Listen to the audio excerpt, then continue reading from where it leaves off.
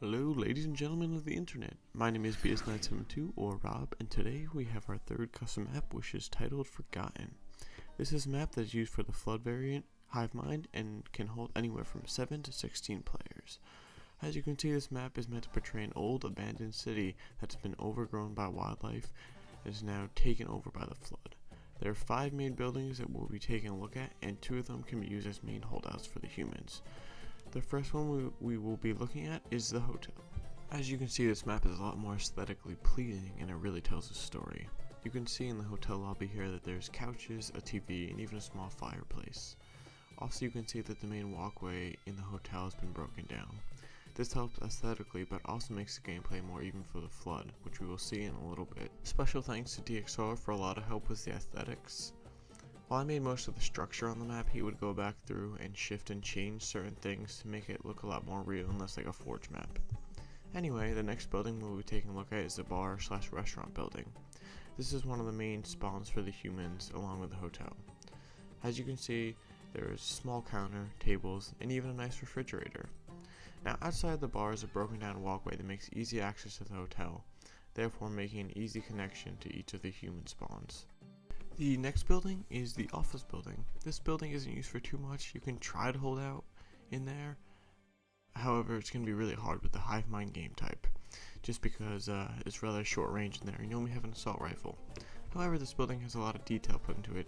Each desk has its own computer, and there's even a printer in the corner of the building. So it's just a really nice looking building and has very nice aesthetics.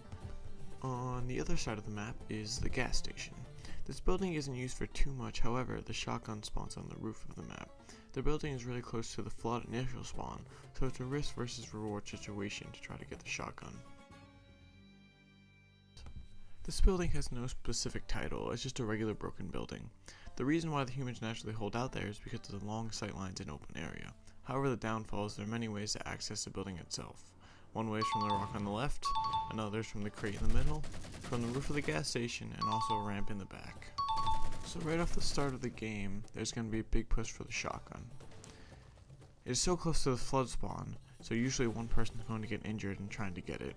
In Hivemind, it takes 2 hits from the flood to kill a human, and shields do not recharge for a couple minutes, so even just 1 hit is a success for the flood. So here's some third-person gameplay from the humans, and you can see that the player manages to get the shotgun about 20 seconds into the game.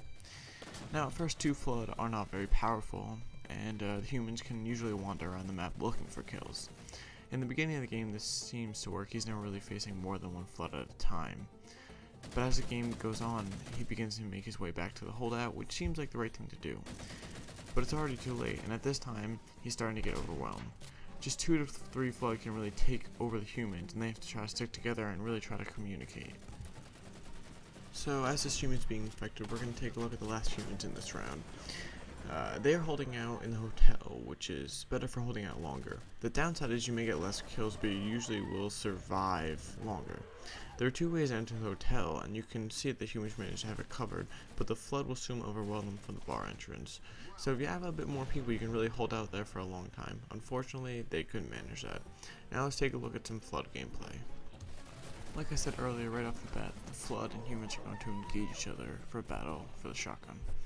Obviously the humans are going to win, but not without some damage given first.